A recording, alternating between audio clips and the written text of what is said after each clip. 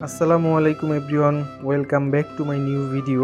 আজকে আমি যাব বরিশালের সবথেকে প্রাচীনতম জমিদার বাড়িগুলোর মধ্যে একটি কলসকাঠী জমিদার বাড়ি। এটা অবস্থিত বরিশাল জেলার বাকেরগঞ্জ উপজেলার কলসকাঠীতে। প্রাচীন এই জমিদার বাড়িটিকে সম্পূর্ণ ঘুরিয়ে দেখানোর চেষ্টা করব এবং প্রাচীন নিদর্শনগুলো আপনাদের সামনে তুলে ধরবো। তাই ভিডিওটা খুবই ইন্টারেস্টিং হতে যাচ্ছে, তাই সম্পূর্ণ ভিডিওটা দেখার অনুরোধ রইল। আমি জমিদার বাড়ি চলে আসছি, এখন আমি বাড়ির ভিতরে ঢুকবো। ময়লা আবর্জনা, গাছপালা, লতাপাতা, জঙ্গল এগুলো সম্পূর্ণ এই জমিদার বাড়িটিকে আচ্ছন্ন করে রাখছে, আর যার কারণে এই জমিদার বাড়িটি এখন একটি ভয়ানক বাড়িতে পরিণত হয়েছে। যথাযথ দেখাশোনা এবং সংস্কারের অভাবে এই বাড়িটি এখন যত দিন যাচ্ছে ততই ধ্বংসস্তূপে পরিণত হচ্ছে। দেখাশোনার অভাবে এবং পরিচর্যার অভাবে আমাদের কাছ থেকে এত প্রাচীনতম একটি জমিদার বাড়ি খুব দ্রুতই বিলুপ্তি হয়ে যাবে। আর এই বাড়িটি এখন পরিত্যক্ত অবস্থায় পড়ে থাকতে থাকতে মানুষের কাছে একটি অনৈতিক কর্মকাণ্ডের স্থান হয়ে দাঁড়িয়েছে, যেটা আসলে সত্যি আমাদের সমাজের জন্য খুবই ক্ষতিকারক। এই জমিদার বাড়িটি তৈরি করা হয় 17 শতকের শেষের দিকে। সেই হিসাবে এই জমিদার বাড়িটির বয়স প্রায় 300 বছরেরও বেশি।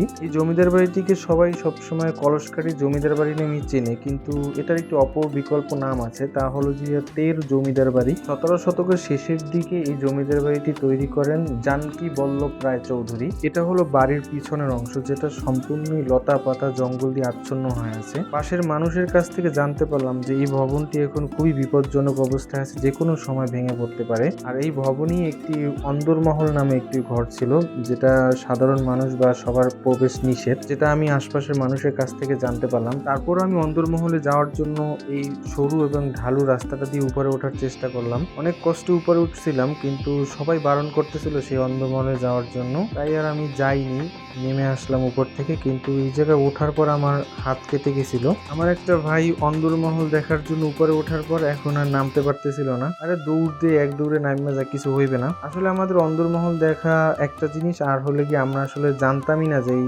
বাড়িটার উপরের দিকে ওঠার সিঁড়ি কোন দিকে, তাই মূলত এই জায়গা থেকে উঠছি। পরে জানতে পারলাম সিঁড়ি নাকি ওই পাশে, তাই নেমে ওই পাশ দিয়ে সিঁড়ি দিয়ে ওঠার চেষ্টা করলাম। অবশেষে আমরা এই বাড়ির সিঁড়ি পাইয়ে গেলাম, কিন্তু সামনে আমার ভাই আর ভাইগনে ছিল, ওরা এই বাড়িতে ওঠার জন্য ভয় পাইতেছিল। পরে আমি বললাম, তোরা আমার পিছনে আস, আমি উঠি, দেখি কি হয়। এই বাড়িটি সম্পূর্ণ এখন একটি ভয়ানক বাড়িতে পরিণত হয়েছে, তাই যে কোনো মানুষই উঠতে আর কি ভয় পাইতেছিল। বাড়ির দেয়ালগুলো দেখলেই বোঝা যায় যে আসলে এই বাড়িটার এখন কতটাই নাজেহাল অবস্থা, যা এই বাড়িটি যে কোনো সময় ভেঙে পড়তে পারে, সেই ভয়টা আসলে সঠিক। দূরে একটা ভাইয়া দাঁড়িয়েছিল, উনি আমাদেরকে ডাক দিয়ে বলল যে আসলে এই ভবনটা নাকি খুবই বিপজ্জনক অবস্থায় আছে, যে কোনো সময় এই ভবনটা ভেঙে পড়তে পারে। তাই আমরা এই ভবন থেকে এখন নেমে গেলাম, ওই পাশে অন্য একটা ভবনে উঠবো বলে। ভেঙে পড়তে পারে সেই ভবনটা থেকে বেরিয়ে এখন আমি যাব এই জমিদার বাড়ির সম্পূর্ণ উঁচু স্থানে, যেখান থেকে সম্পূর্ণ জমিদার বাড়িটা দেখা যায়। জমিদার বাড়িটা সত্যি খুবই নাজেহাল অবস্থা। এখন আমার মনে হইতেছে যে কোনো সময় যে কোনো ভবনই ভেঙে পড়তে পারে।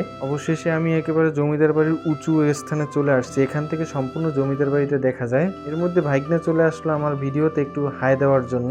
জমিদার বাড়ির সব থেকে উঁচু স্থানে কিছু ছবি তোলার পর এখন আমি পাশ দিয়ে অন্য আরেকটা ভবনে আসলাম। এই ভবনটা সম্পূর্ণই জঙ্গল গাছপালা দিয়ে আচ্ছন্ন হয়ে আছে, যেটা আসলে খুবই ভয়ানক অবস্থা। যে কোনো সময় এই জমিদার বাড়িটা ভেঙে পড়তে পারে। আমার খুবই ভয় করতেছিল মাথার উপর লতা পাতা দেখা। এই তো একটি বট গাছের মতো দেখা যায়। আসলে এই গাছটি জমিদার বাড়ির একেবারে উঁচু দেয়ালের উপর হয়েছে, যেটা দেখার পর আমার সত্যি খুব ভয় করতেছে, কারণ এই গাছটি আসলে কোনো দিক থেকে কোনো শক্তিশালী অবস্থানে নাই।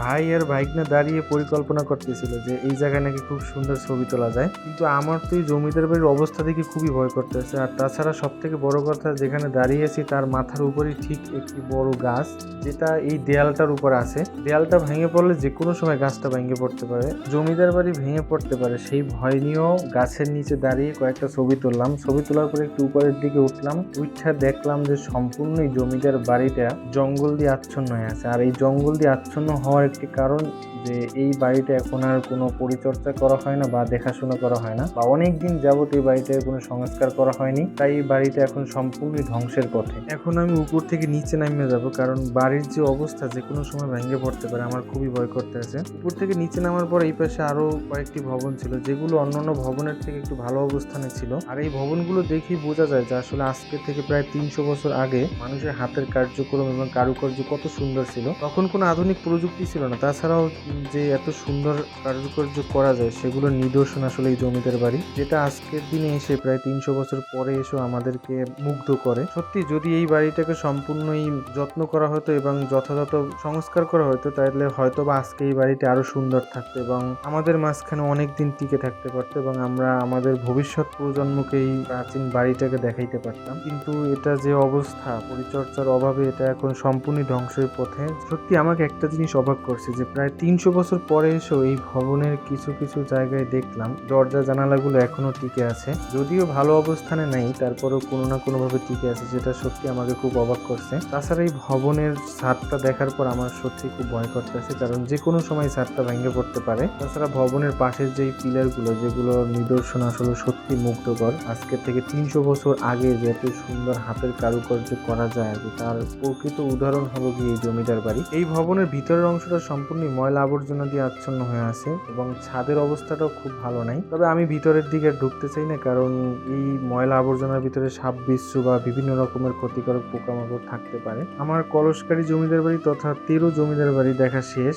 এখন আমি চলে যাব। আমার ভিডিওটা কেমন হয়েছে সেটা কিন্তু অবশ্যই কমেন্ট বক্সে জানাবেন, আর বেশি বেশি লাইক কমেন্ট শেয়ার করবেন। আর এই জমিদার বাড়ির পাশে এখনো একটি মন্দির আছে। আজকে এই পর্যন্তই, আবার কোনো নতুন ভিডিওতে দেখা হবে। Tata, bye bye.